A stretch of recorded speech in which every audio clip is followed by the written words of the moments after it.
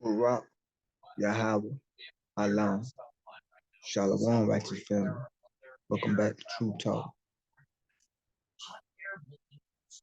Hebrew woman, why are you mad?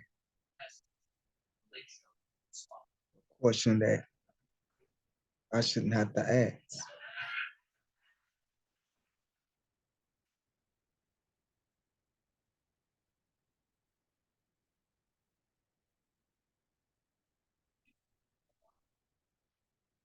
I just had to let that sit. Okay, I may be out of my lane, but I am a black man that was raised by a black woman and have black sisters.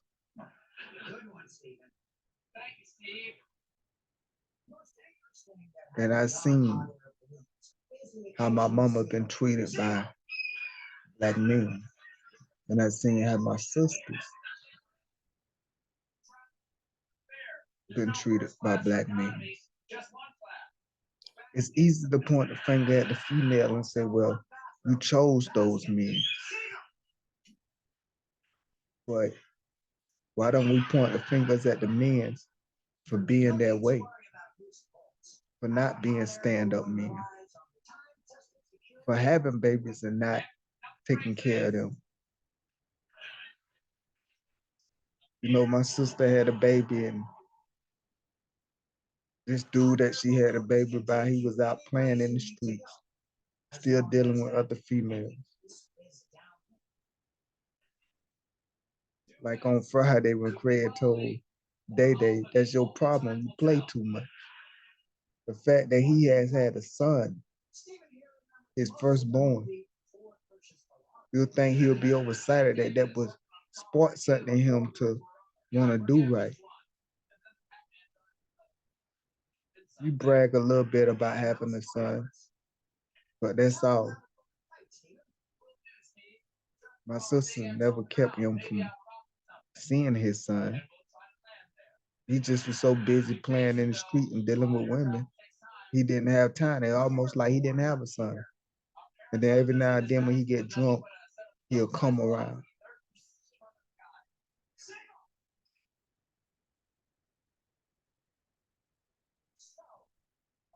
My own daddy, even though I wasn't there, so I can't really speak on it, because I know it wasn't as black as white. He did make an effort to come see us, but the anger of my mother, for whatever reason, would not allow for him to come around. So I've been on both sides. I've seen women that wouldn't allow for the men to see their kids. May she rest in peace, my mother, beautiful Hebrew woman that died too young. And I also seen men that have babies and just continue with their life as if they don't have children and don't realize all that go into that child. Talk about going through diapers and how expensive diapers in, and you just bought some diapers and they're gone, and pacifiers and the thing to get out boogers and the little hairbrush and clothes. And when they're young, they grow so big, so they outgrow them baby clothes so fast, and before you know they one and two, and you gotta get them clothes and more clothes, and not only that, but educate them and spend time with them and feed them, put a roof over their head, protect them.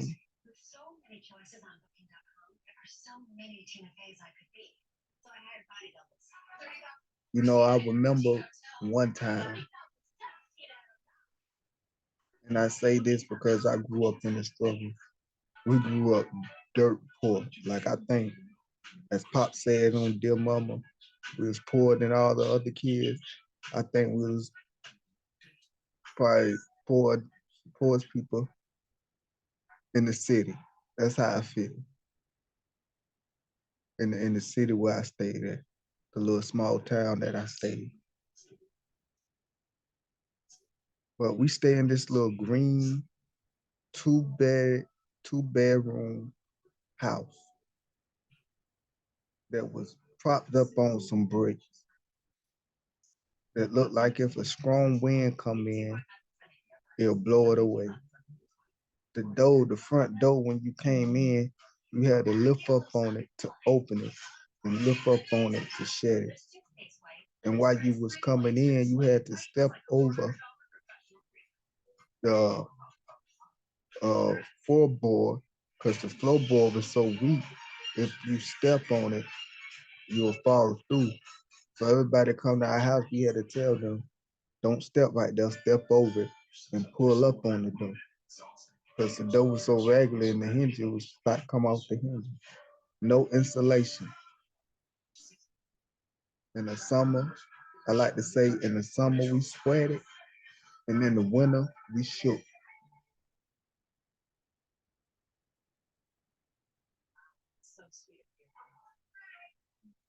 Had fans in the winter during the summer blowing out nothing but hot air. And this house was so small, being a 2 bedroom. Had a little bathroom, a little kitchen.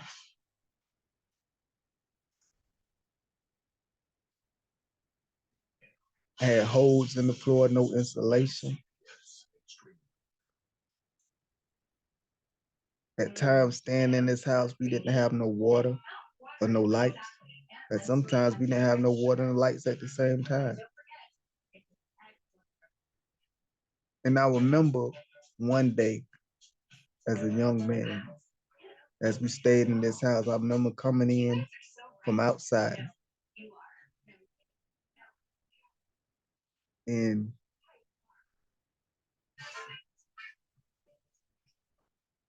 walking towards my mother's room and hearing my mother cry.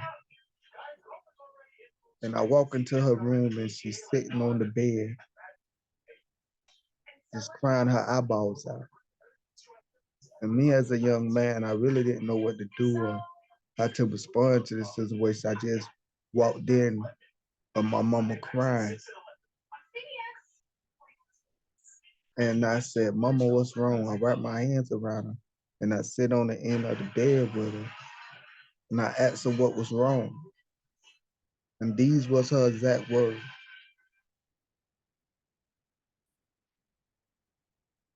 I'm not able to take care of y'all.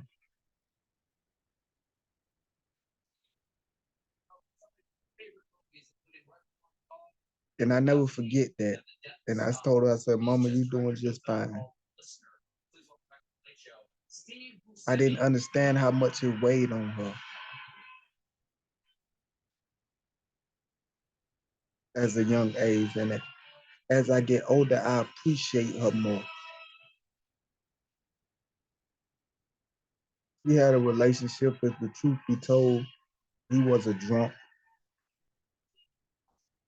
He used to take his money and want to party, spend it on him. Like he, 30, 40-year-old man, as if he never grew up. Now I understand I respect him because we was none of his kids. My mama had 4 kids, uh, by 2 baby daddies. And he was none of our daddy when he came along. So I respect him for taking on responsibility. But the truth is, he wasn't there for us. He was there for my mother. Me and him never had a relationship. He had a relationship with one of my sisters, my middle sister. They got along real good. But my older sister and my younger sister, they didn't have a relationship with him neither. And he was with my mom for so-called 21, 25 something years. When I was a baby, they got together. And he was always in and out. He was in when things was good, and when things was bad, it was always just us and mama.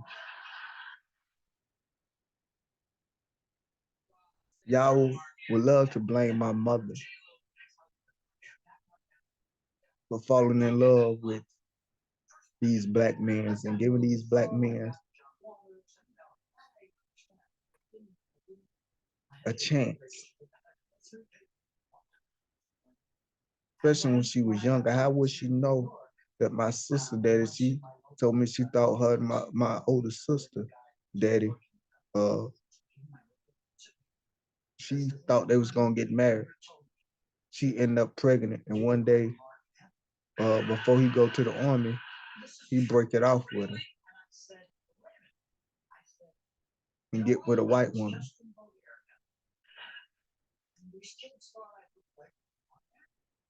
And then she meet my daddy, that's a handsome man that works, that was charming, that was into her. For the longest, she did not want nothing to do with him because she was hurt and she did not want no relationship. But she allowed for him to be her boyfriend. And of course, sex out of woodlot, baby came. And then she found out that he drunk too much and he was abusive. And like, I'm not gonna say, how can I put it? A lot of our men that's from the hood that's in that situation. He still acted like a boy. He's still drunk, want to hang out, party, act like he didn't have kids. Uh, Dealt with different women, broke her heart again.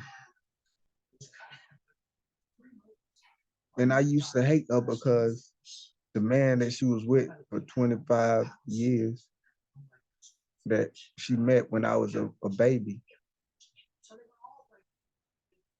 he used to lie on us, he used to mistreat her. And I didn't like the way he treated her. And I didn't like the way she let him treat her. So as a young boy, my anger was toward her because I'm like, why are you letting this man treat you like this? Later on, I realized that she was just holding on because she didn't want to be alone. She didn't want to say, I failed again with love. Like that song, Another Love, uh, TKO. I realized my mama was insecure because she was a dark woman and heavy set.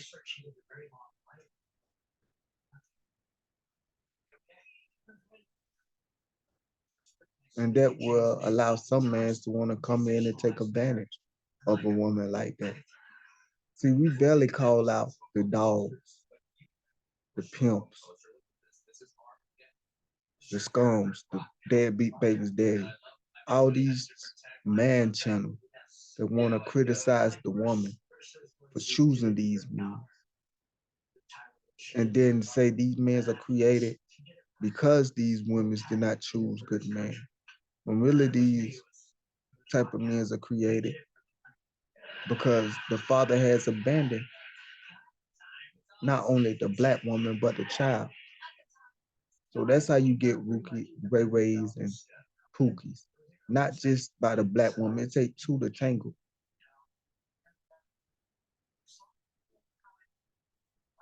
Because both,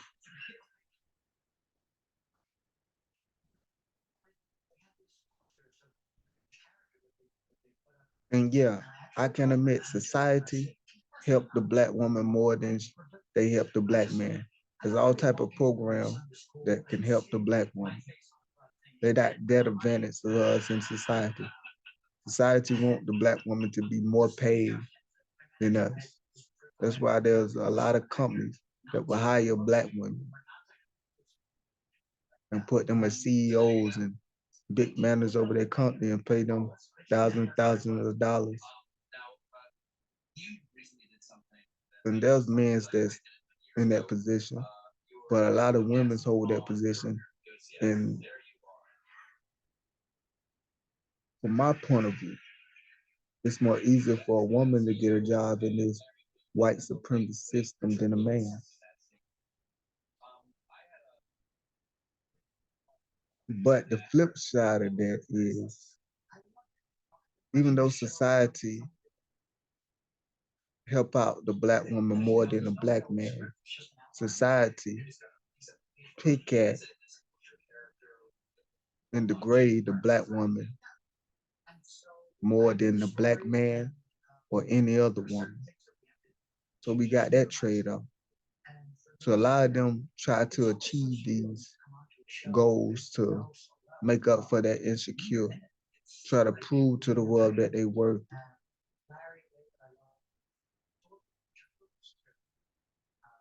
When I see a black woman frowned up or mad, I ain't gotta ask her why she's mad. This can be a number of things what she upset about. And you know, for a long time, I was in this position where I didn't do nothing to you. That was my mindset. It ain't my fault. I didn't cheat on you. I didn't break your heart. It was the man that you chose, the man that you've been with. Because a lot of these black women seem to be bitter, not at the man that done them wrong, but at black men in general.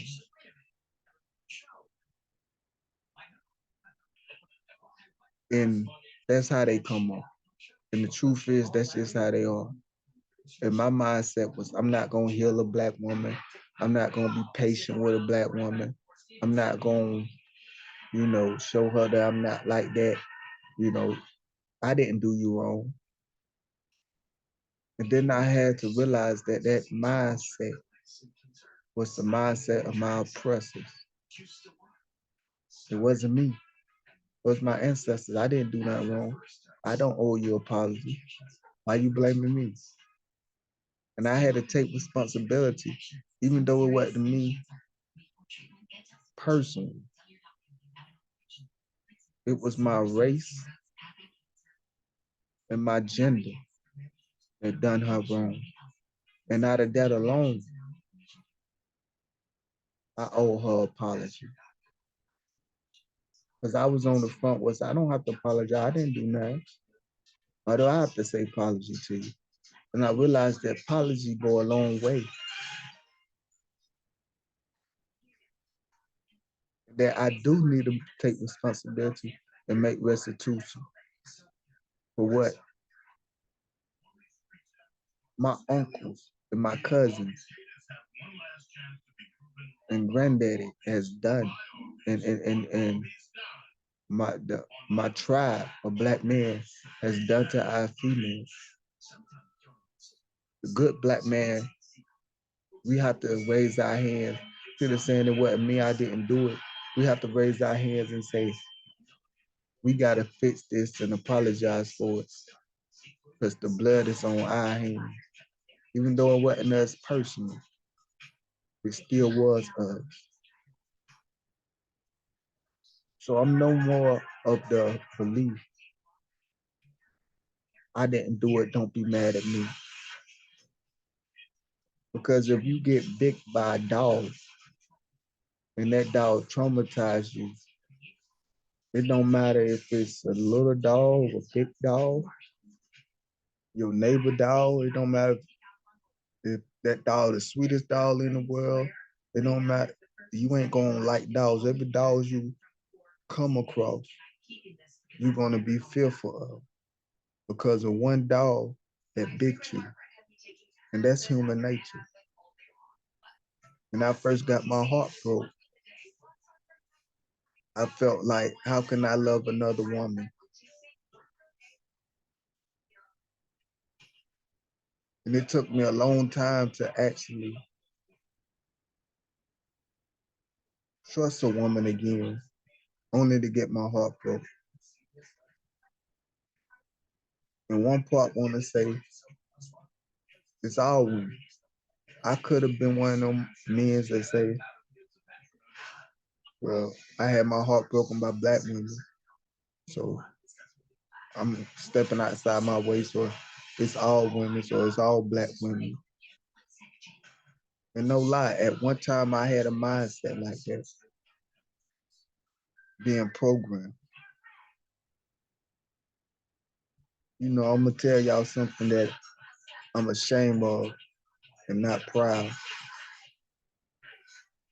My first, the one that broke my heart, was a white girl.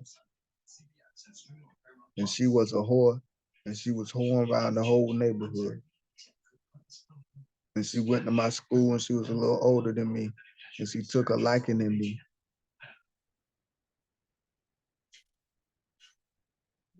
And I ain't gonna lie, I used to run from her. She used to write me notes, but she finally wrote down on me and said, you know, you ain't like other dudes. You know, one day she wrote me a note in class and said, you know, if you walk me home, or if you let me walk you home, I'll give you a blowjob. And I wrote her back, you know, that ain't how you approach a man. You know, you don't just go around asking people to give. You know, I as a father would chastise a daughter. That's kind of how I came out and told her that she should love herself better than that, and not just go around and get blowjobs. And it's almost that spirit that was in her was hooked on me and says, I gotta destroy this man. Because she wrote back and said, nobody ever told me that. You wanted the good ones. And after that, she sought me out and would not give up. Somehow she got my number, called my house, talked about it's a mercy. She just want to talk to me, only to get with me, to allow for me to fall in love with her, to break my heart. And I remember bringing her home. My mama looked at her, this white girl. And you know, our people are so accepted. My mama did not approve, but she allowed it.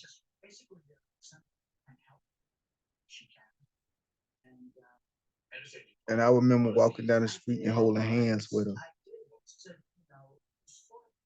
And when I look back, I was so shameful and felt so stupid, like I had stupid on my forehead. Because truly, she was the neighborhood whore. And I could imagine the hurt or shame that I caused my mother and sister by getting with this white girl. It wasn't nothing particular about her that I was interested to. She just, me being young, and she paid me attention as a girl. And hey, I am a male. I am straight. And finally, when I gave her the time to talk to her, you know, being young and foolish, her being older than me and more experienced, you know that puppy love, that first love, talking on the phone all night. You hang up, no, you hang up.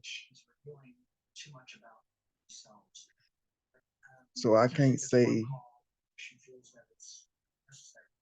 all black women are bad or whores, because the first woman I had that broke my heart was a Caucasian, and she was a big whore. And maybe that shift my perspective different.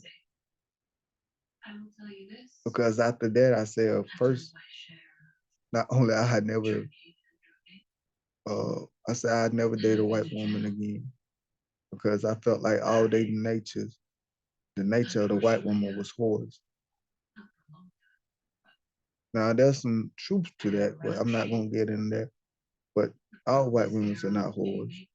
But let's just say there's some truth to that. And they seek after us black men. And the truth is, hurt people hurt people.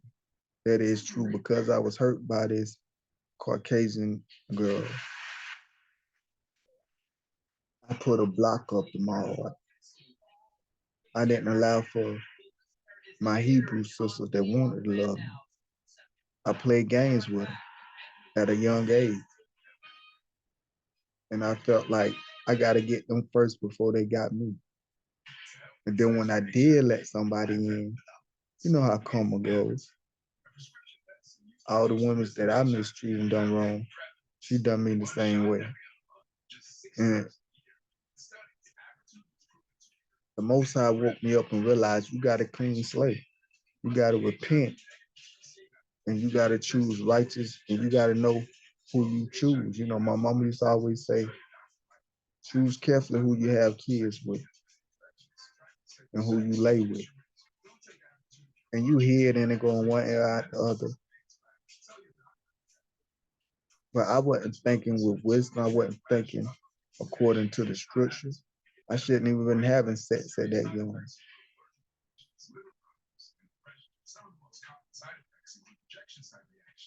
But I can imagine some of the women that I heard, they put a brick up and started hurting me.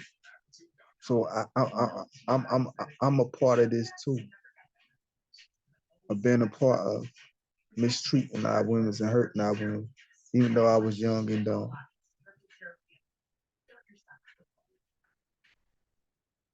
I've been part of, there's a group of females, all three of them, or all four of them, a group of four female, a group of four females. Three of them are dark skinned, one of them are light skinned. Me and my homeboys, there's four of us. Instead of one of us choosing to talk to each one, we all try to talk to the light skin because of older cousins and uncles telling us that, boy, them red bones bad. You get you a red bone, you got you one. Was looking for a society approval. And it was crazy because I said I always had a thing for dark skinned women. But during my youth, I never dated one because not of my preference, because of the preference that the world gave to me. And I had to shake off that program. And I know that's probably hard for some of my sisters to hear, but I'm being honest and I'm ashamed and I hate to admit that, but I understand why some brothers do what they do. I'm not covering for them or making excuse for them, but I know they don't know no better. As Christ said when he was on the cross, forgive them, Father, for they know not what they do. Now these men knew exactly what they was doing, but they didn't really know what they was doing when they was killing Christ. Even though they knew what they was doing and they had evil attention, if they really knew what they was doing, they wouldn't have did it. And that's the thing. That's why I say look at the movies, all through the movies.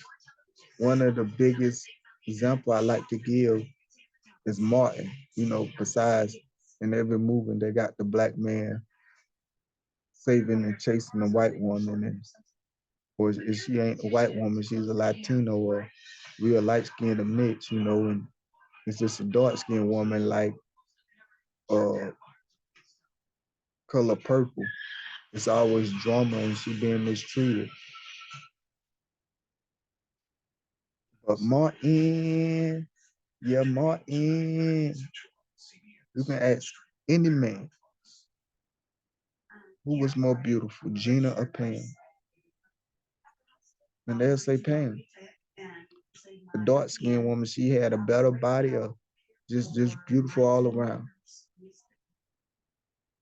She's still beautiful, but in her younger days, she was even more beautiful. But who got talked about, Pit that, and said she could never get a man? Got called all type of names.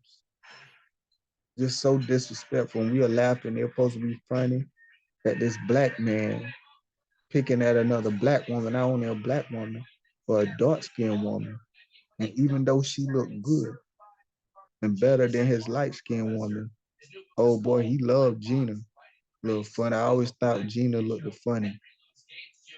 But he loved Gina, little funny looking self. He used to kiss all up on her. And this ain't about light skin and dark skin wars, you know, because we come in different shades and colors. So it's no hate. It's just reality. I grew up seeing certain families have dark skinned daughters and light skinned daughters, and they'll put a light skinned daughter on a pedestal. They'll treat their dark skinned daughter uh, worse than they'll treat their light skinned daughter. I grew up in a black community where we talk about good hair and bad hair. Oh, you got good hair. Oh, you must be mixed with Indian. All this self-hate.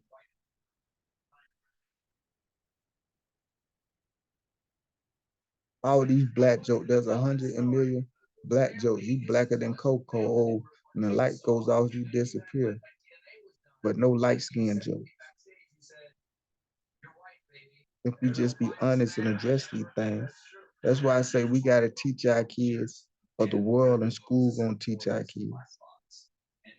My nephew being dark skinned, when he was a little younger, came to me and said, they used to call me Kaka for whatever reason. He said, Kaka, why I'm black? And this way he picked up from school and other kids and from watching movies. He said, did my mama drink something, some uh, coffee or something black in her belly when I was pregnant, when she was pregnant with me to make me black? And he's a dark-skinned brother. And I was conflicted because I'm like, why are you asking, why are you black, as if black is a bad thing or black is not the original, as if something was wrong with him. And I had to tell him, no, people come in different shapes and sizes.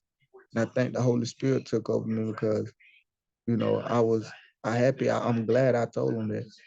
And I told him, that he was black and black is beautiful and we all come in different shades and, be proud of who he is,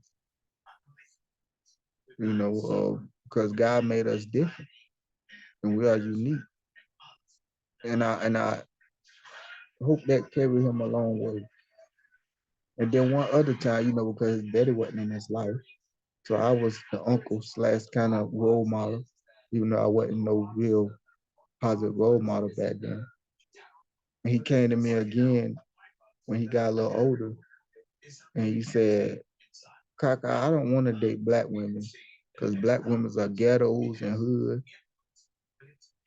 And white women are not like that. And other women are not like that. And I said, and he said, and they are crackheads and do drugs. And I said, where did you get this from? And I said, look, don't ever say that about a black woman. Your mother is a black woman. Your grandma is a black woman. You got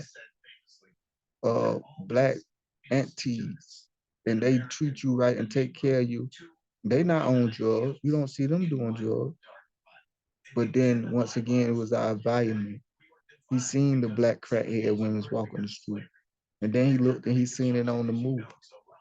And then every movie he seen of a black woman, a black man, they was fighting. But when he seen a black man and a white woman in a movie, oh, she was, you know, the ideal, the wifey type. And that programming, television programming.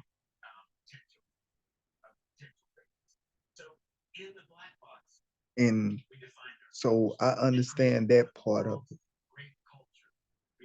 And when you come out the matrix, we got to address these things and shake these things off of and deal with the trauma that we dealt with when we was younger.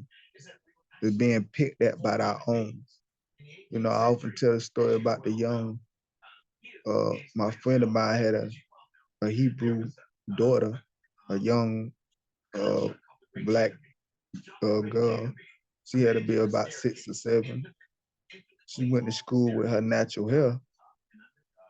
and came back because declared the kids was picking at her, and it was the black kids picking at her, telling her she needed to get a palm, her hair nappy. And she was just wearing her natural afro. And her hair wasn't nappy, her hair was beautiful. That negative word nappy.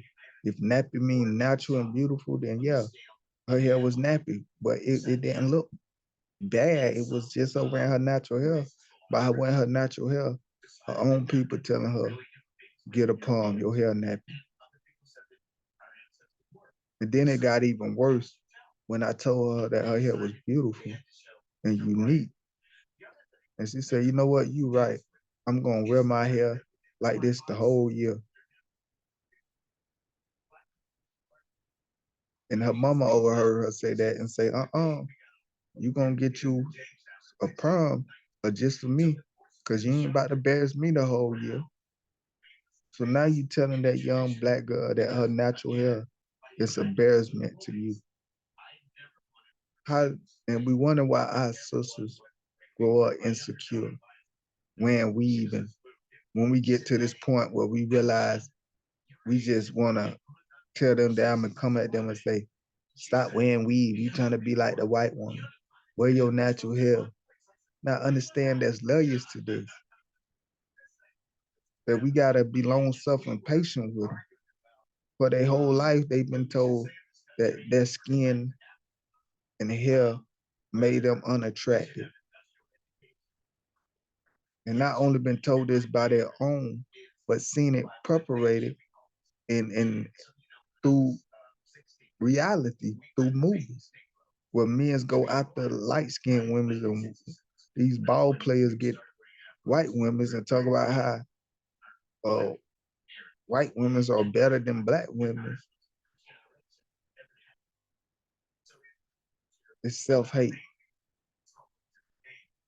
How we put mixed kids on the pedestal as mixed kids. Oh, they so beautiful. I heard, I done heard plenty of black people say, mixed kids be so beautiful. It's when you take the scale off your eyes every time, because in this world, we've been taught what's beautiful and what's not by their standards.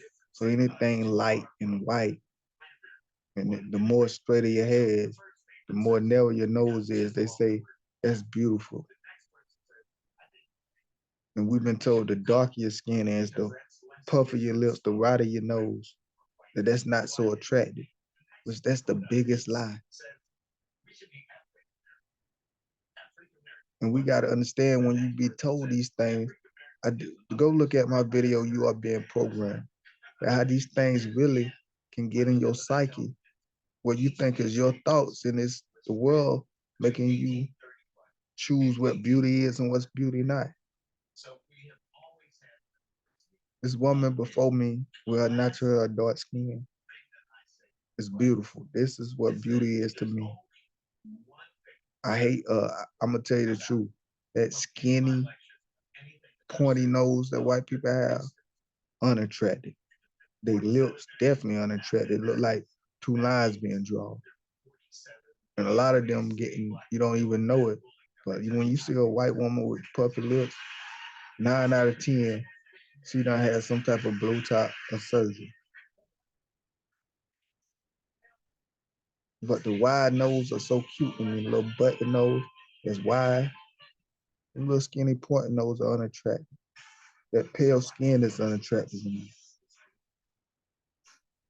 Straight hair is unattractive. What I'm saying is I'm attracted to our women. And that's natural for men to be attracted to my women.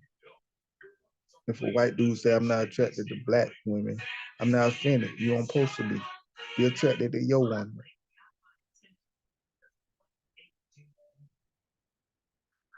And I say all this because I want our women to understand that I understand why you're upset. I understand why you don't trust black men. I understand. I hear what they say about you, your attitude, your personality, that you almost got to dull down who you are, put a mask on, take a fit in this side, because by you rolling your head and rolling your eyes. They see that as ghetto and unintelligent. When that's just who you are, if you spice. You can be like that. Our women be like that and be them and are the most intelligent women. Man, half of these companies that are keeping afloat is because a black woman's in the shadow, not getting the credit, but telling them what they need to do. And then they made our ways, they call it ghetto. Certain things that we do are not ghetto. It's just our personality. It is not to be ashamed of. And I'm all about being ourselves and wearing our natural hair and not conforming to this world, not losing our salt, being us proud. But I also understand it's going to take time to get there. We still having gender wars online. Men still, every time they see anything about a black woman shaking her butt or doing something ratchet, that's why the passport goes. They genuinize it and make like this is why we seeking as well because of what this one woman doing. But they don't highlight all the sisters that done came in the truth. That's rapping they hear all the women that have been virgin for years. I tell you the truth, there's more black women that are virgin than there are Caucasian women. And if a black woman is not a virgin, there's more black women that had only one mate in her life, one or two mates, and they might have, through high school got with a brother, end up having a baby or two by them, and then that brother leave them, and they go through the rest of their life being single, not having nobody, raising those two kids, only being with one man, or maybe two or three. But there's ideal out there that our women are whores. Why? Because we have become what the oppressor is. Porn was all white.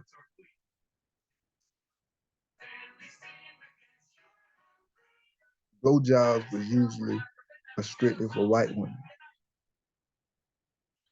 Stuff like 69, these people are freaky. But now we become freaky and we lost our morals. And we have not only become night the nations,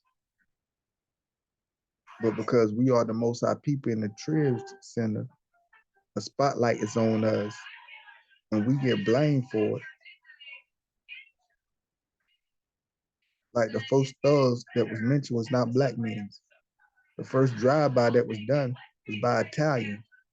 Now when you hear drive-by, you think of hood, black people, as if that originated from us.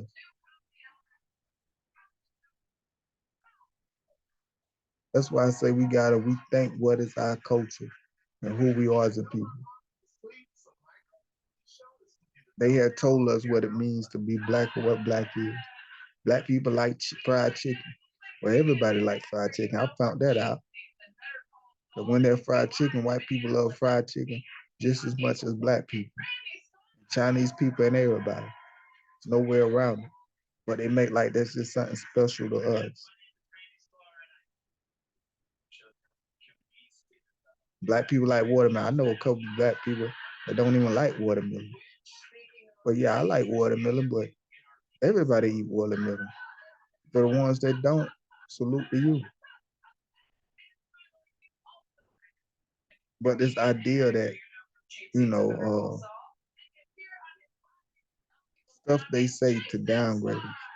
I remember they used to say there couldn't be no black quarterback because the black man was not intelligent and that was too much for his mind to handle. Now, half of the league is black quarterbacks and we are more mobile and can throw better and more accurate than a lot of them. But these lies we've been told, I say these lies that we've been sold because we brought it full charge and we owned it and made it ours. And these things are not true, black woman, about you. These things are not true, black man, about you. When it comes to you being unintelligent, unattractive. When it comes to the black man, I don't want you or like you, black woman. That's a lie. Black men are crazy about y'all. We just need to teach our men how to be men. And the blame go around. Yeah, it start with the head. I can't even though I want to blame the women, it started with us. There wouldn't be no sexy red, and there wouldn't be no women running around calling themselves bitches and bad bitches if the men's would not been calling them bitches and talk about I want a bad bitch and she gotta have a booty and she gotta be this way. There wouldn't be no BLL. So yes, we the head. We effed up, man. When we realize that and take ownership and stop blaming the woman like a coward, stop blaming the woman like Eve, like Adam did. We forget in the garden, we got men still today when they read that, they so spiritually blind that they can't even see that Adam was at fault. That Adam was given a commandment. And that the woman, it simply said the woman was deceived by the serpent. And the woman took it to Adam, and Adam just disobeyed the father at it. He wasn't deceived. He made a choice to disobey the father. At least it said Eve was deceived. But it said Adam obeyed, but we still trying to blame the woman now. It's true. The serpent didn't go to the man, he went to the woman because he know to get to us, he had to get our women. That's why I said women don't let the devil whisper in your ear because you are the one that can build us up or store us down, tear us down. The scripture says many mighty men has been destroyed by women. Women's with ill attention or strange women. That's why we gotta men seek out the righteous, godly women and produce children that are righteous and godly, that reparate them.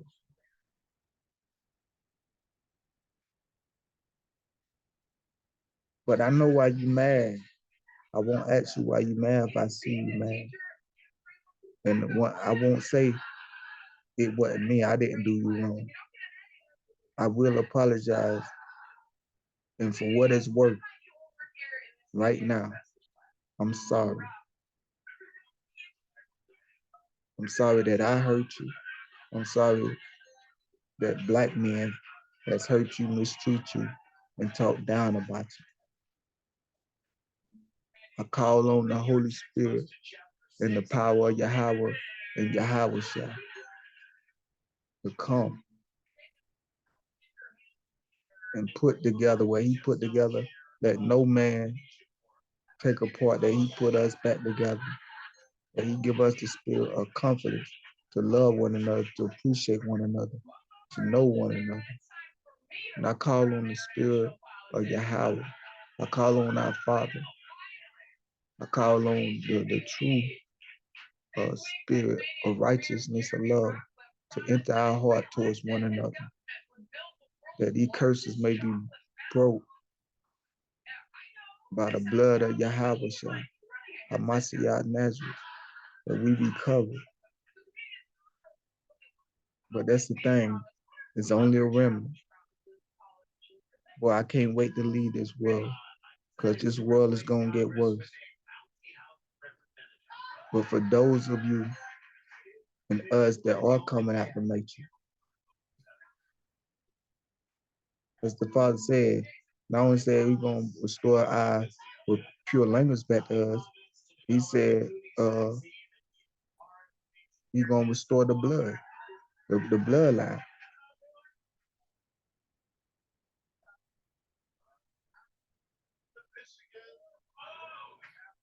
And there's no other woman on this earth that can compare to a black woman. And I'm not talking about sexually. I'm talking about just being my friend, just being there for me, just being around. just being my little sis. A lot of these females, as the scripture says, because I don't have a wife, I look at all these women as my sister if they're younger than me. I look at them as my little sister. They older than me, a little older than me. I look at them as my big sister. If they old enough to be my mother, I look at them as a mother figure, as a grandma, and I treat them like that with love, without ill intention to lay with them. Even though it's so many beautiful, our sisters are beautiful, and so many beautiful Hebrew sisters running around here.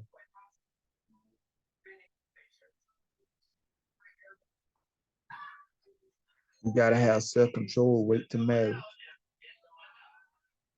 choose the right one, be thankful. I mean, I can preach the word is right in the word.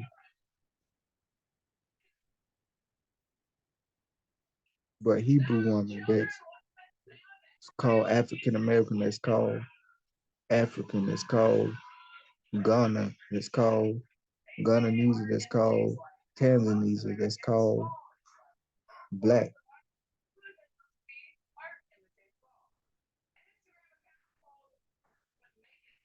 Know that there are men out there that get it, that understand. Because we've been damaged too, we've been traumatized too. And we gave y'all trauma, and some of y'all gave us trauma. The scripture talk about the apostles wrote about in the last days how the Spirit told him that this would happen, that there'll be a lack of love and passion for one another. But we as the Most High people have to heal and get to the root of this and pull it up by the root and understand how special we are. We are above all nations. And let that be done not with vanity, pride, but just with confidence. And as always, let every man be a lie and the Most High be true.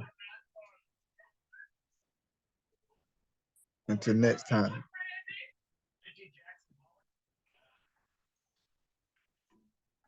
Shalom.